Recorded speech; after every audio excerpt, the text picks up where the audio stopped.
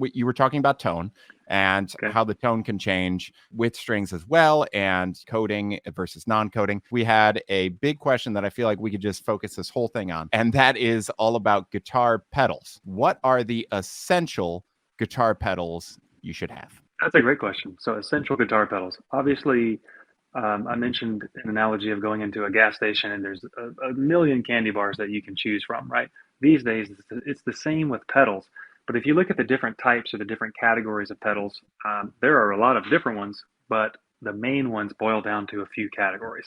And I would say if you have a guitar, if you're looking at pedals, you're probably going to play electric guitar. There are some people that use pedals with acoustic, but let's just focus on electric for now.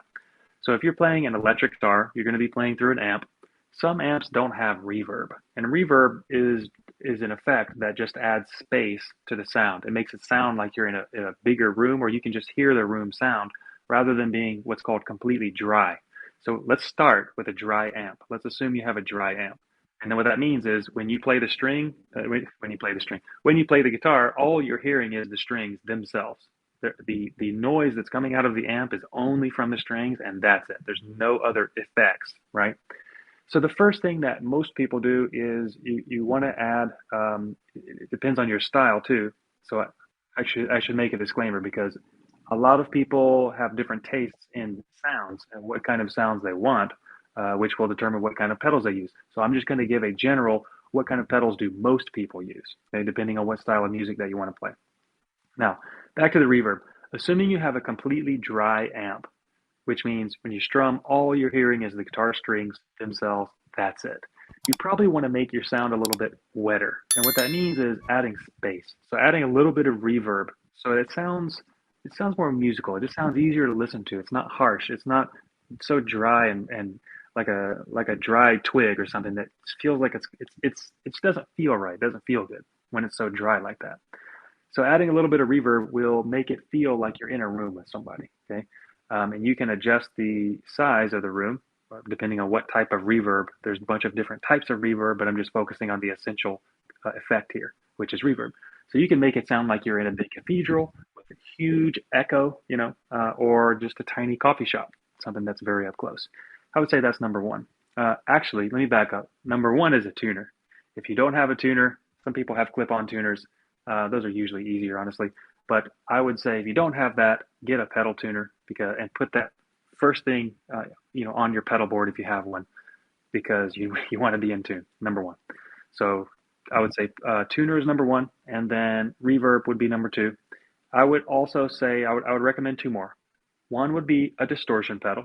So distortion is obviously what gives that a guitar that crunchy sound, makes it sound kind of more like rock and roll versus a clean sound.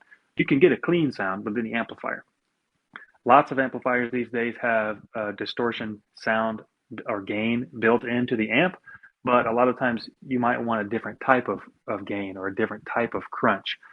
Speaking of which, you might want a crunchy sound, kind of like classic rock, versus a super heavy metal sound that's like a really high gain sound. And depending on the amps, we're not talking about amps here, we're only talking about pedals. But depending on what amp you have, let's assume you have what's called a neutral amp, which means it can take on any effects pretty well. You can choose the type of distortion that you want, from anything from very almost clean but slightly dirty, kind of a sound you might hear in Motown or old blues or something like that. And then you can also crank up the distortion. There's tons of different distortion pedals out there that will allow you to get as heavy as you want. I would say the second essential pedal outside of the tuner is a distortion pedal. And I would say the last thing is if you want to add a little bit more space in your sound, in depending on what type of music you want to play or what type of sound that you want in any particular part of a song, is I would probably add a delay pedal. And what a delay pedal does is it does what it says it does. So when you play, you hear the sound, the initial sound, and then you hear a delayed version of the sound as well. You can adjust the timing. You can adjust the what feels like space. Speaking of space, a delay pedal can make your sound spacey, right? But a little bit of delay, and I don't mean this to rhyme, but a little bit of delay can go a long way.